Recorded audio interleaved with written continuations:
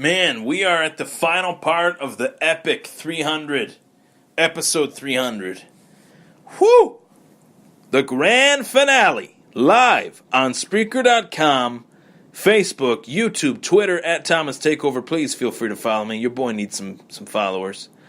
And obviously, the debut of the Thomas Take Sports Podcast on Grandstand Sports Network. Pretty awesome. So, it's the grand finale of the show, the finale of the night. My Super Bowl prediction, Super Bowl LII, which I believe is 52. Maybe it's 53. I don't know. I'm so tired that I can't even think right now. I really can't. We're at a point where we are going to see some great... 52, okay. Yeah, 50 is L, and obviously... II is 2, so 52. Game is scheduled for February 4th, obviously 2018 at US Bank Stadium in Minneapolis, Minnesota. It will be the second Super Bowl in Minneapolis, which previously hosted Super Bowl XXVI in 92, which was a Buffalo Bills Super Bowl. Will be the sixth Super Bowl in a cold weather city, and Minneapolis will continue to be a northernmost city to host a Super Bowl. This is a rematch of 2004 Super Bowl XXXIX, which was won by New England's 24-21 score, victory.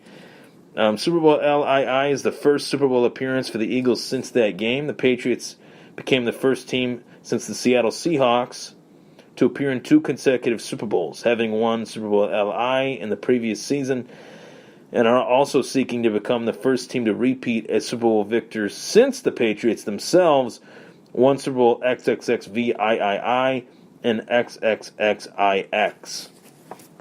I'm so bad with Roman numerals that I don't even know what numbers those are. I know 38, 39 maybe.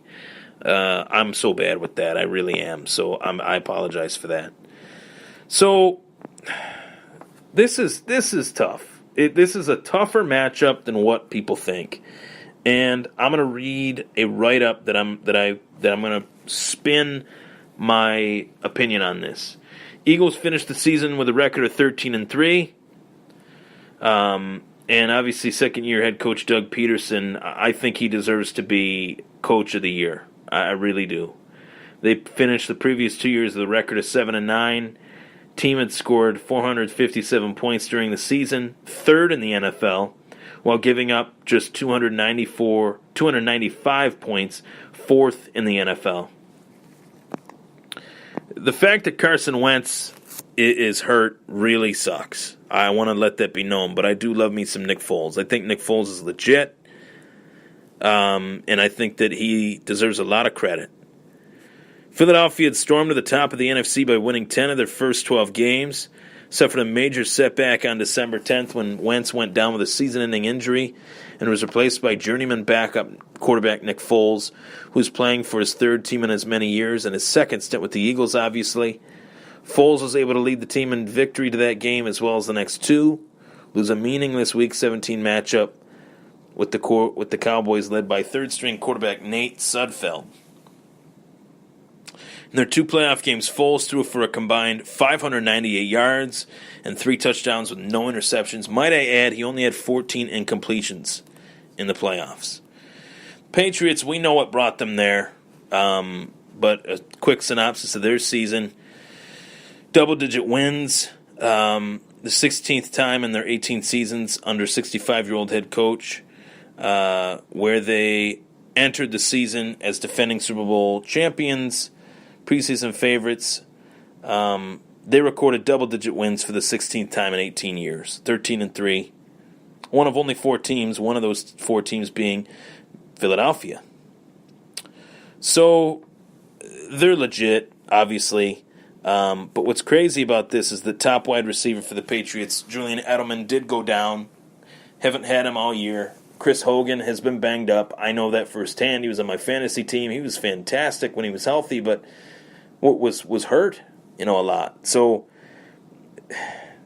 this is a tough matchup because what makes it tough is the fact that the Eagles, as it's stated, as the synopsis stated, of the Super Bowl, which I give NFL.com all the credit for that. It's none of my writing, but I just wanted to read that because I thought it was so articulate and so grand that it made a lot of sense. Top 3 in points for, top 4 in points against, in terms of points defended. Their defense, their run defense was stout. The one dynamic of this matchup that really sticks out to me that not many people are talking about is the fact that the Eagles have the personnel to keep Tom Brady off the field. What I mean by that, they have the TOP clock killers.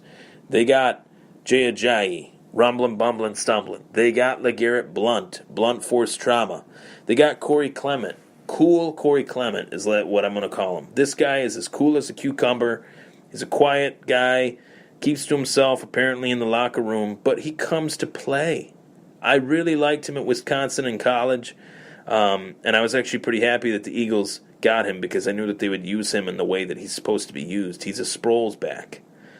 Not as quick, not as frisky as Darren Sproles, but Corey Clement is legit.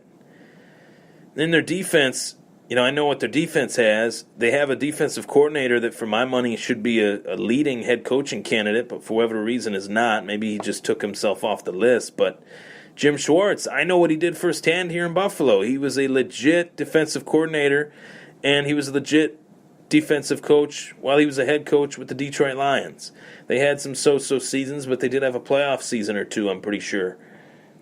So, more power to Jim Schwartz there. I would have him on the top of my list. You know who else I'd have on the top of my list? My boy, the comeback kid, Frank Reich. We all know who that is in Buffalo. He was the quarterback that led the greatest comeback, but, man, he's had an impressive coaching career as an offensive coordinator, quarterback's coach. This is, I think, his third Super Bowl that he has, coached for a team that has competed in a Super Bowl. So this is literally his 8th Super Bowl that he's been a part of. 4 of them were with the Bills. I think they might have actually only been in 3 Super Bowls with Buffalo. Maybe I'm wrong. I'd have to look that up. But nonetheless, to go from Wentz, who can do it all. He can do everything. He can run. He can make every throw. He's smart. He's a leader. MVP, in my opinion. Had he finished the season out, he would have got my vote. A fresh, young face of the NFL, the future of the league, in my opinion, at the QB position. But then he goes to Nick Foles, who is actually a little bit different from Wentz. He's a little bit more passing dominant. He doesn't have the mobility, as much mobility, I should say, that Wentz has, I would say. And he's a guy that is a pure passer. So there's some benefits to that, though. Foles was a starter in Philly. He should have been, a starter for my money in Buffalo. I always wanted Buffalo to go after him, and I still do. But that's another story for another day.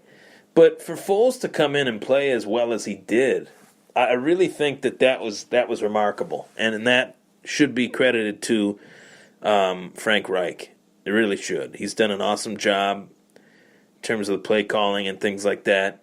He's getting a lot of credit right now, as he should, especially in that NFC Championship game. They routed the Vikings. Routed. Wasn't even a game. So for everyone that's thinking that this matchup is so easy for the Patriots, I don't see it that way. I think the Patriots, I'm going to go out here and say that the Patriots will win. But I think this is going to be a close game. I really do. I think Philly's defense is legit. I think their pass rush is legit. Fletcher Cox is a nightmare. You got Nigel Bradham, who is a tough player. You also got number 41, Ronald Darby, who has stood out. And I'm not just saying these names because they're former Buffalo Bills. I'm saying these names because they have contributed to these teams. I'm forgetting his name. He was a corner for the Saints. Now he is on the Eagles. Malcolm Jenkins. He has been great for the Philadelphia Eagles. Wow. He has been a huge factor for the Eagles. So this is very interesting. You got 2 weeks until the Super Bowl, February 4th, and I do think the Patriots will play this game the way that they always do. Dink, dunk, try to get some outside passes in the flats to the running backs. Try to run the ball down their throat when you have to. Wear down that defense, but it's going to be very tough for the Patriots to run the ball. They only had 46 yards rushing against Jacksonville, who have a very good defense in their own right, but Philly has the best run defense in the National Football League. So I think this game will have to fall on Tom Brady's shoulders, and that will be tough as well. It'll also be tough for the Patriots defense to face a run offense like Philly and a pass offense like Philly. They have weapons. They have Alshon Jeffrey. They have Torrey Smith. They have Zach Ertz. Two fundamentally sound teams going toe-to-toe. That's what the Super Bowl is all about. But nonetheless, I do have the Patriots winning this game by a score of 28-24. I'm Ryan Thomas.